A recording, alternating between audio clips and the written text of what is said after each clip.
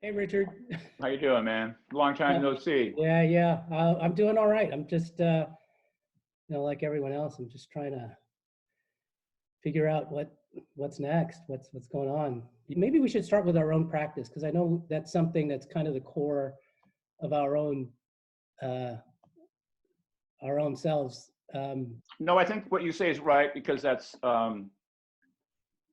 we both have a certain kind of conceptual element to all the work we've done, but also we have a lot of differences within Yeah, that coincide, but they're different. So yeah. Well, whatever you think. what question did you have about my work? Maybe that's a great way to talk because it talks about my work and How radically would it change if there was no black mirror, if there was just this crazy, almost Byzantine gold frame around it? What if it was just, I'm not saying better or worse, I'm just curious of how it would change if it was just this complete, the other thing is I don't know the sizes of this. yeah. When I saw it on the screen, it looked like it was this. I imagined it bigger. Yeah, it's about like that. Yeah. Not very big. Yeah, in a way, I think that in a way, I wanted there to be nothing in there. Well, that's what hit me is because on the one hand, it's framed Yeah, in this, part of it almost looks like an Escher kind of paint. I mean, all this work is into this gold frame right. um, around the black. So it's kind of, you're looking at the black, but then the frame itself becomes predominant and you're starting to think about that, about the frame, all this work on it, contextualizing and all this, what's in the mirror, whether it's the cosmos or you know what I mean? So it came Yeah. back and started questioning the frame. So I was just wondering if I was missing that. It was a back and forth. What am I looking at? And then, and then Yeah, at I a mean certain, that huh? is those are the same questions I had when I was making Oh, okay, it's good. So then it. at a certain point, I was just imagining the frame on pure nothingness. There's Yeah, the wall around it, and you're looking into it, and so there's nothing there. All there is a man-made kind of frame of contextualizing and yada yada. So it called into question how you look at things and stuff. yeah. Anyway, Well, when I make that piece, and I think in general when I'm working, I uh, I work on hunches. I kind of have this material that I know I'm kind of interested in, and then I start working with it. And then I'm not.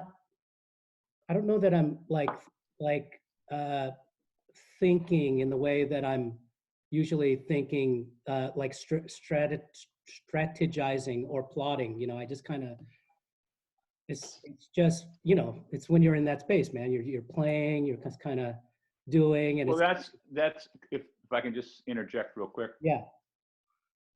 I mean, we've done so many things together in the Yeah, past. The Brick Project, yeah. all kinds of crazy things. But I was thinking about one thing which relates to what you're saying, and I think it also relates to teaching. I don't know if you remember this, but you and I were asked to chair a meeting on what is primary process or product, Huh. like what the kids get out of it or the process. Do you remember that?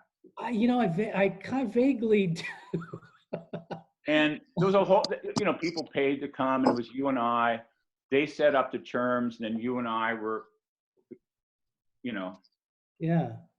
and I remember it because we questioned the entire concept that it was not an either or. It's Right. like The defaults.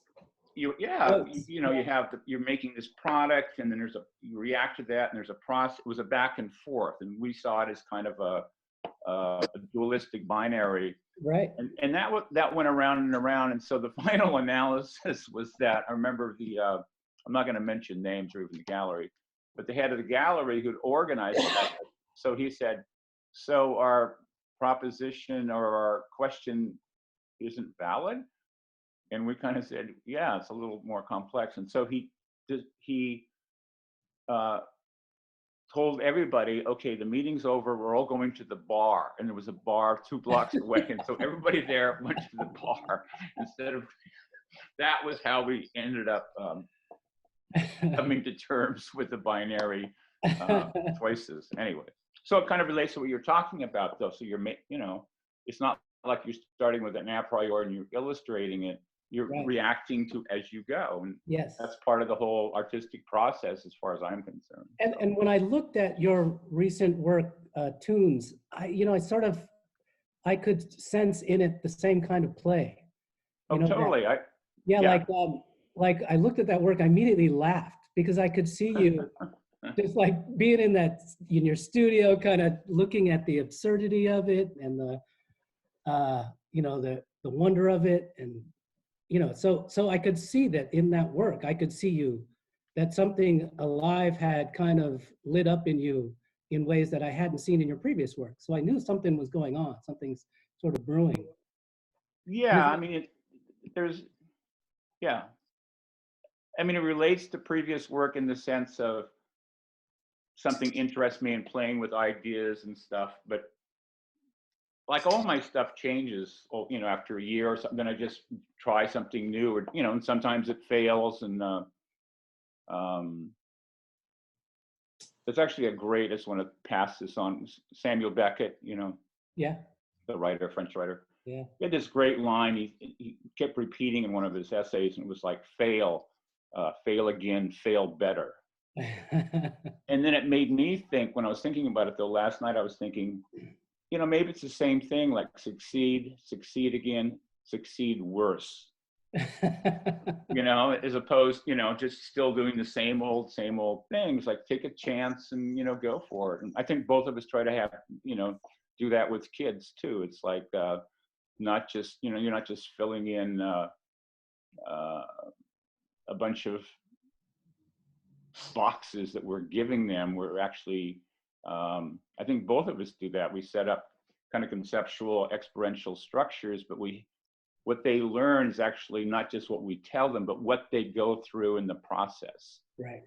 And I think that makes that change infinitely deeper. And it also, so it's not just quantitative knowledge. It's by going through it themselves, they're bringing their own voice into how they're resolving the problems we give them or something. I mean, I thought you've always been great with that, with the work you've done with your kids and stuff. Well, when I'm working with them, I want to play.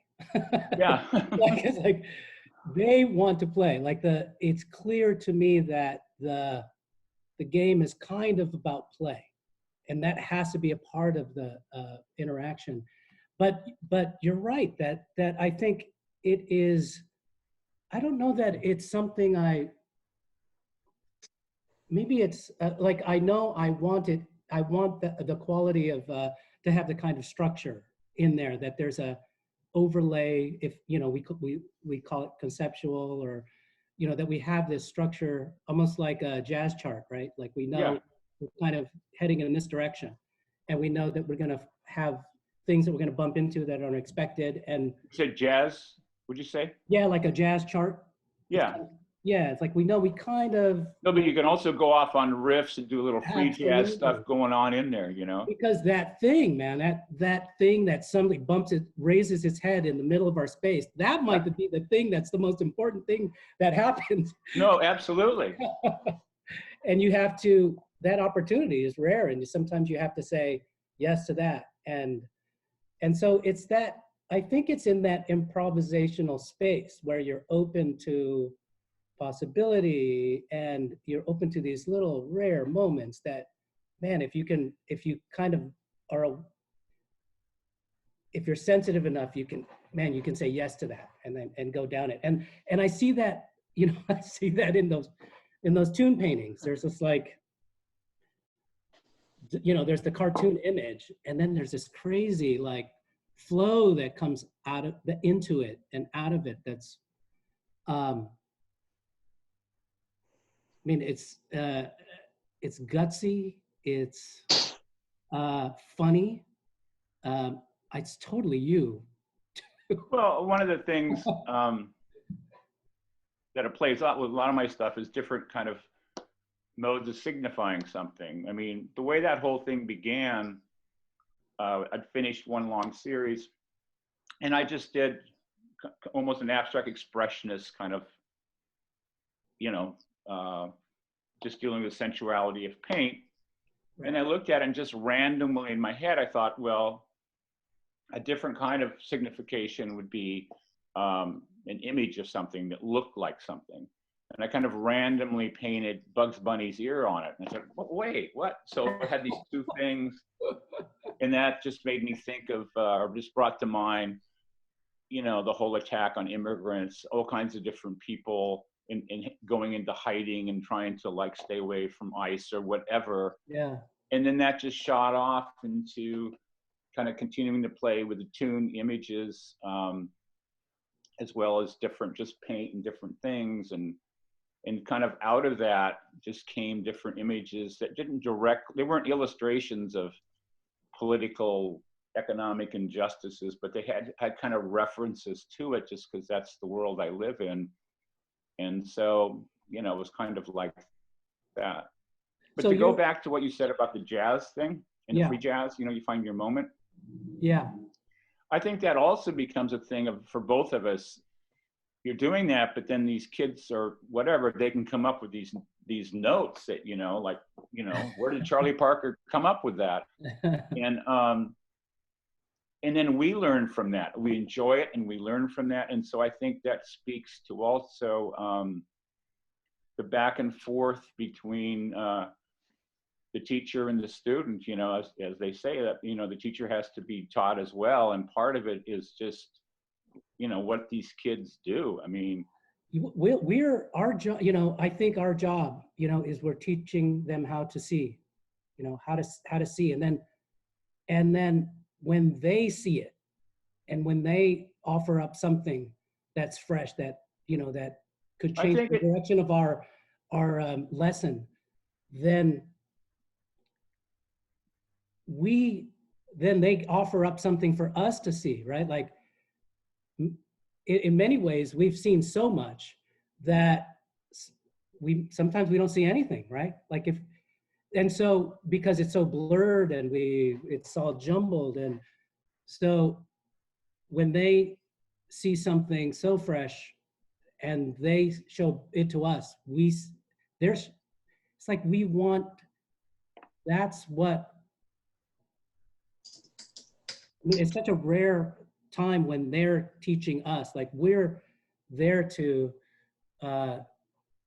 create this space where they can see things like they've never seen them before, right? That's what art is trying to do. Yeah, but I would just say, I mean, part of it, you know, I want kids to see things, but for me, yeah, in my teaching, the fundamental thing is I want them to think and experience things in different ways. Mm. That's the gut of it.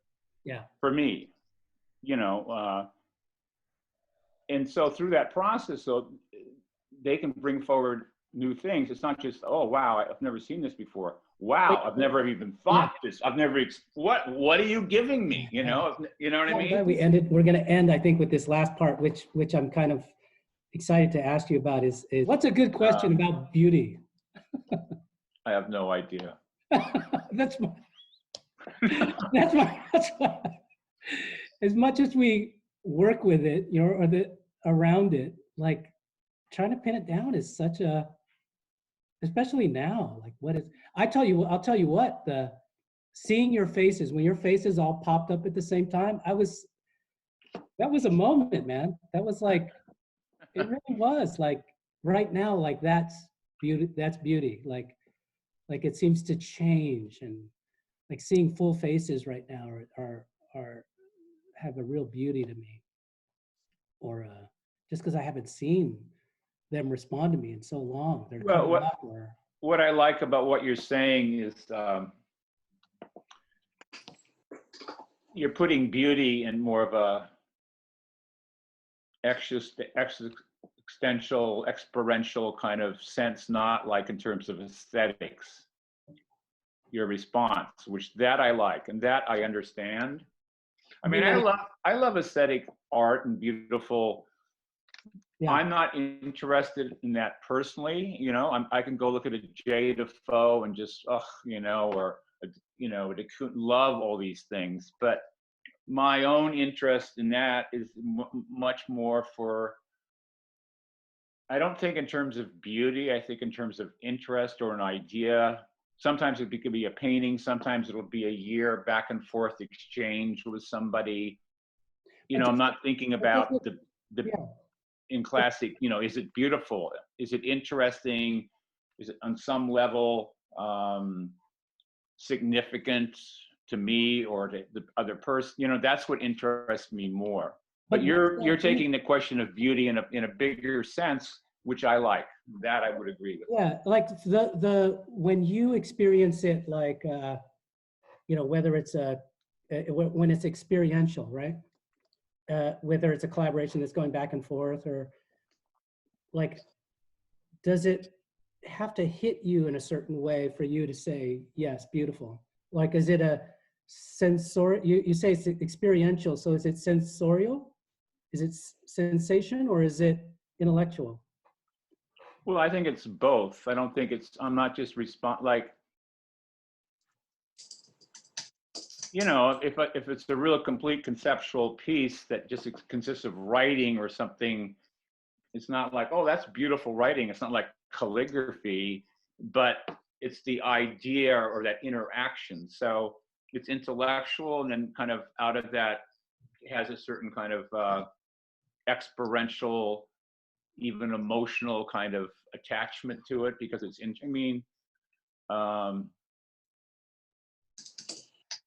yeah, I mean, a beautiful formulated, you know, math equation can give rise to an aesthetic kind of rush, you know, I mean, whether or philosophical statement or even those statements. But I was quoting from, you know, Beckett. I mean, there's a certain kind of, they're interesting, and then it allows you to kind of play off of it too. So it's especially now, it's shifting under me, like what it is. Like beauty is, so I don't think of it as a fixed thing either, that it's not someone in, you know, 100 years ago figured out what beauty is, and now it's engraved in some marble plaque somewhere, and now it will forever be that. It's totally moves around, and we see it differently, and it's contextual. It's all of that stuff. no, yeah, even at the same moment and stuff.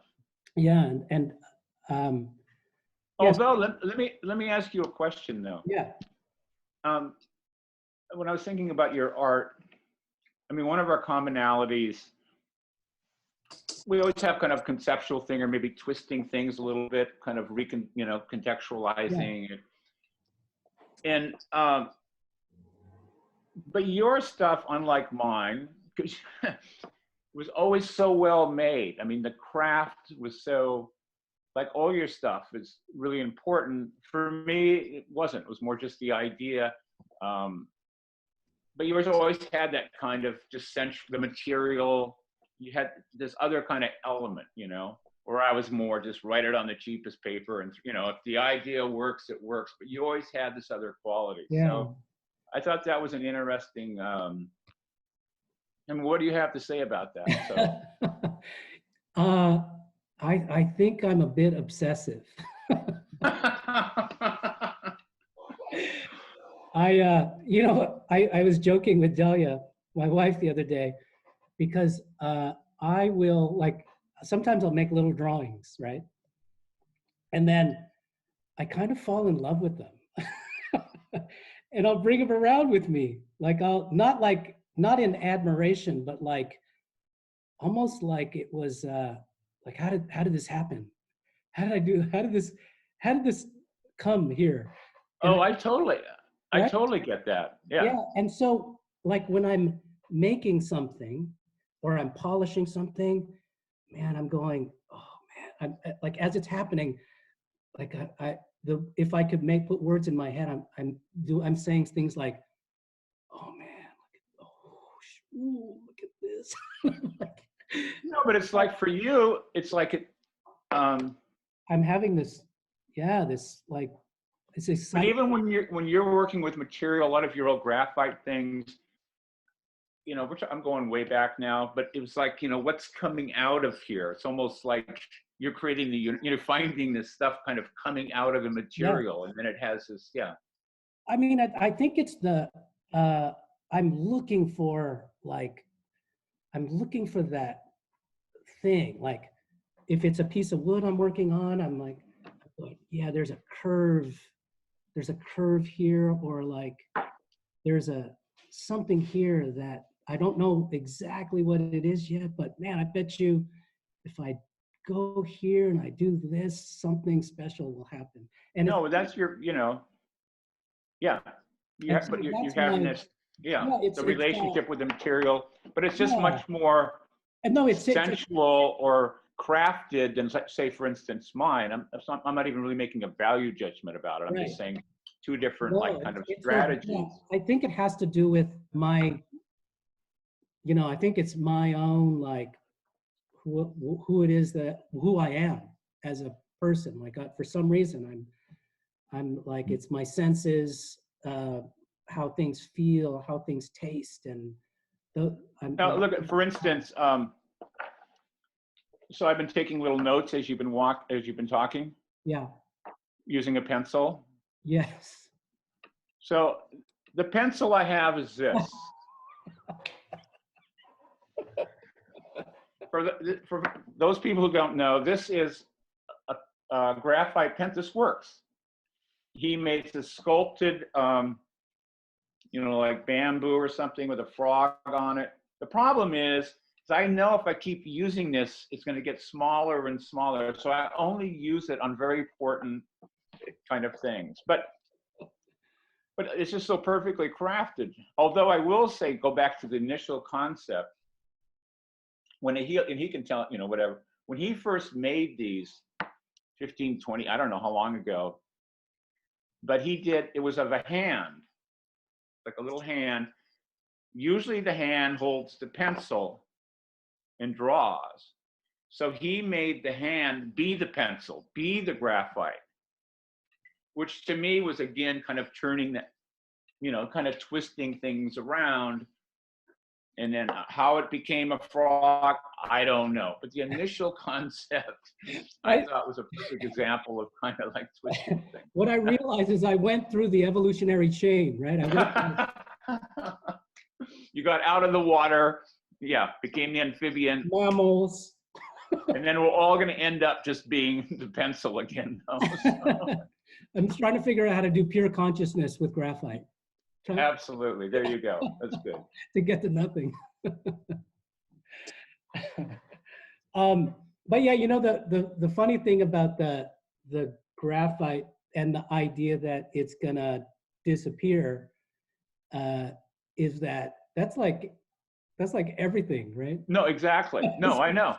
Yeah. People ask me, like, when I do shows and stuff, they go, "Oh, but won't it go away?" And I go, yeah, like that's that's it. That's what it is. Like all yeah. Or let's say it takes a new form and just kind of spreads out into that. Right. Like, it's basically nothing is born and nothing dies. It's all just moves from one form to another. And so that hand becomes a poems or a love letter or whatever. So it doesn't disappear. So after this gets worn down and people say, well, where's that beautiful pencil that Agelio made? I can just hold it up and say, here it is. There it is. Right. Just took a different form. Right, just like the clouds in the sky become your tea and you get to drink your cloud. There you go. Absolutely. No, this has been great. It's been great. It's been wonderful to see you, man, and see you. Vice versa. Love